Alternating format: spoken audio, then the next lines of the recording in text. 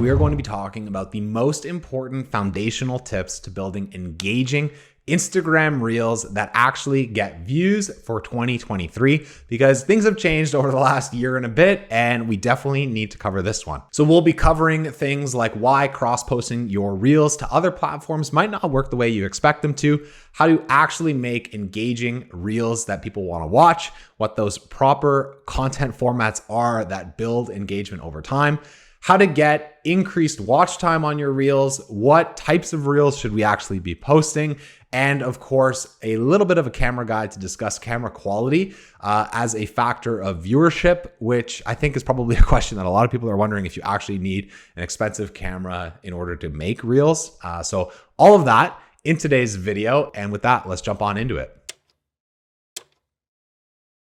So that will take us to the first part of today's video, which is the most important thing you need to think about, because probably the most popular advice that I see out there right now is that an Instagram Reel is a YouTube Short, is a TikTok. And I think we need to clarify that that's only really partly true, because yes, a good short form video is in fact formulaic, but each of the social media platforms actually want us to post different styles of short form video that will get viewership on those platforms. So they're not all the same. And all we can really do is understand what those differences are, take our best practice formulas and adapt our content in a way that has the platform push it, that makes the most sense for the audience that we're trying to reach. But I will mention that it is still impossible, even if you know the best practices and the formulas, to really predict if a reel is going to get high viewership. We can only do all that we can to up our chances that we will get views.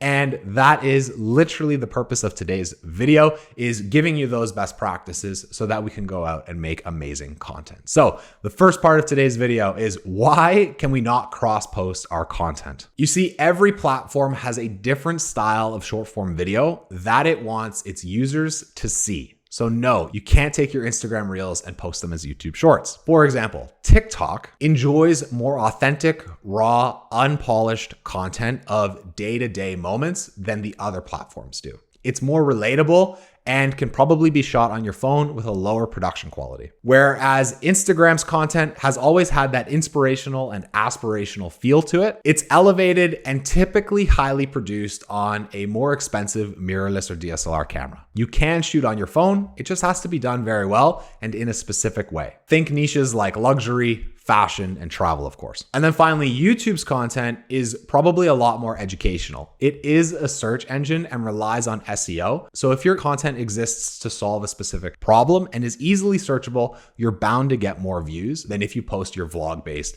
day in the life Reels like on Instagram and TikTok. So we need to match our content formats to the platforms in order to get their help to push it to broader audiences. Because one video might do well on one platform, but likely will underperform on the other. And so this will take us into the conversation of if there's an underlying trend in what content gets posted to the platforms. For example, on YouTube, you're probably going to see a lot of talking head content because it answers questions. Versus on Instagram, it's probably a lot of amazing one-shot take travel content showing beautiful destinations. These are called micro content formats. The important thing that we need to realize is that there is in fact differences that have shown up in how to leverage these micro content formats in the niche that you've chosen for yourself. And so the first step in any successful content creator's journey is picking your niche. So the way that we compete on Instagram today comes in how we decide to elevate our content. What does our content look like? How are we formatting it for engagement? And how are we taking those creative editing and filming techniques to elevate the value that we're providing in our niche? The value that we provide in each of our individual content pieces is the single greatest predictor of a video's success. The creative formats that we then attach to it in our short form styles will elevate that value, and that's what will have it break through and get more viewership. And if this is a little bit confusing to you, do not worry. The rest of the video is basically designed to explain what I'm talking about. Think about those videos that are super choppy. They have those quick, fast-paced edits that are changing every 2 seconds in order to grip people's attention locked on a specific topic for longer. The more attention grabbing techniques that you have to do, the way I like to think about it, the less valuable a video actually is.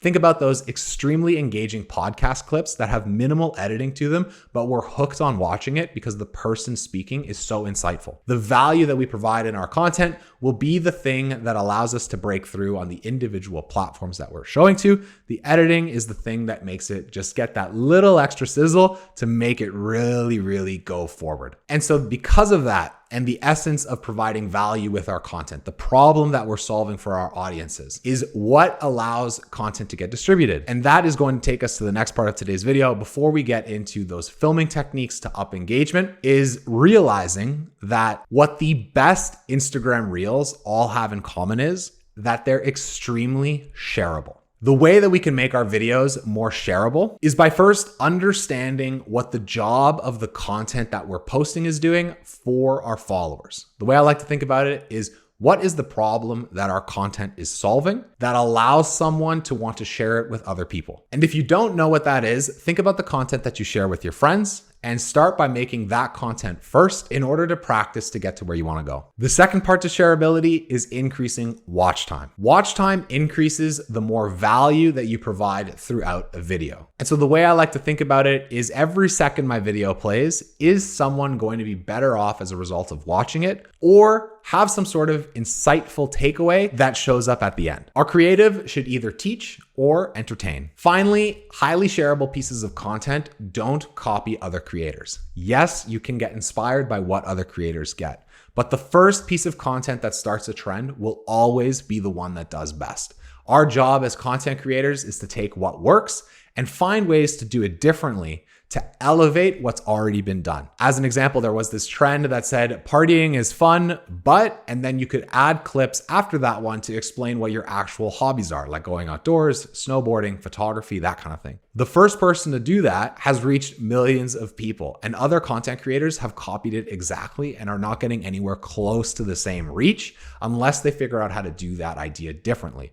And so this is where creativity comes in and allows an individual content creator or brand to solidify who they are, because they're more sharing from a personal perspective and answering that value question in their own way. And so on that note, if you really want to engage your audience, you need to know why you're going to pick up the camera or the phone in the first place. And so additionally, the most engaging reels on social media all share authentic and raw moments. And that's because these reels will be the moments that the content creator are most excited to share with their followers.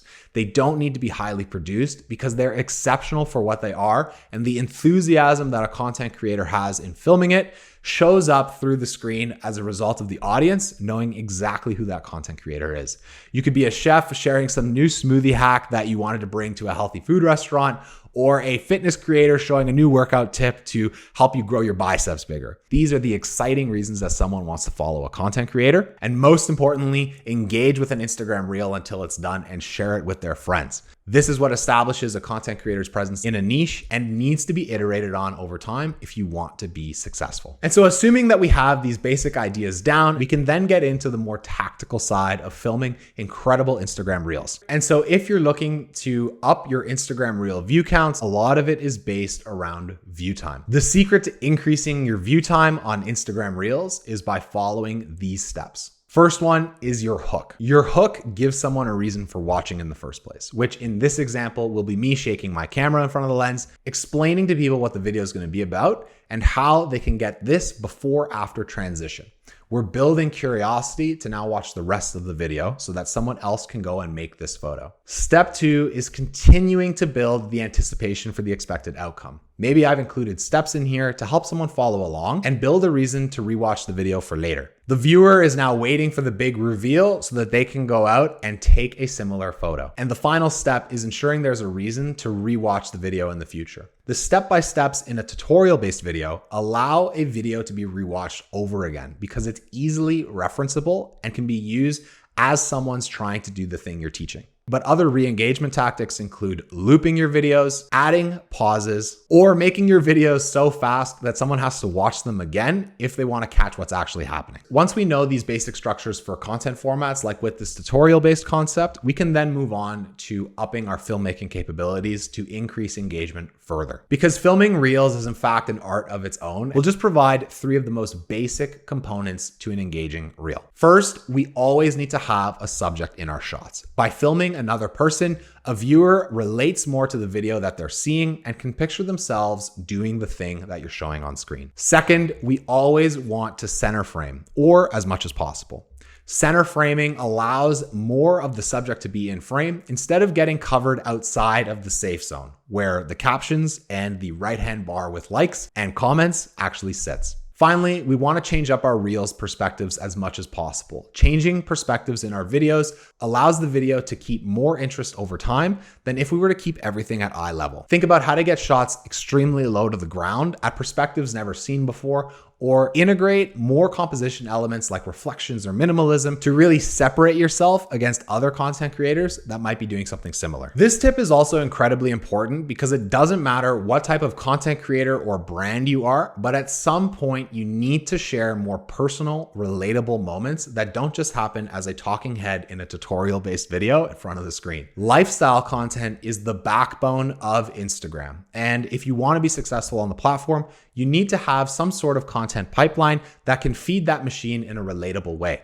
Especially if you're a lifestyle influencer, your content pipeline is going to be absolutely massive because not only do you have to share the little moments like brushing your teeth in the morning, but you also have to take a way to film with you along for your entire day to share with your community. And if you're anything like me, this can actually be very tiring because the best way to do this is by filming vlog-based content.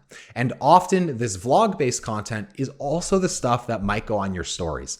Now we're worrying about filming for our stories, filming for reels, filming for feeds. And generally, when you're doing too many things, the quality of your Instagram reels are actually going to suffer. And that's why I want to make this next segment about what my best tip for if you want to both up the quality of your Instagram reels vlogs and save time is to actually shoot all of your content in your phone's native camera app. Here's why. If you're looking to film scripted moments for an Instagram reels vlog throughout your day, you're probably doing more work than you actually need to, especially if you then plan to share that content for later on your stories.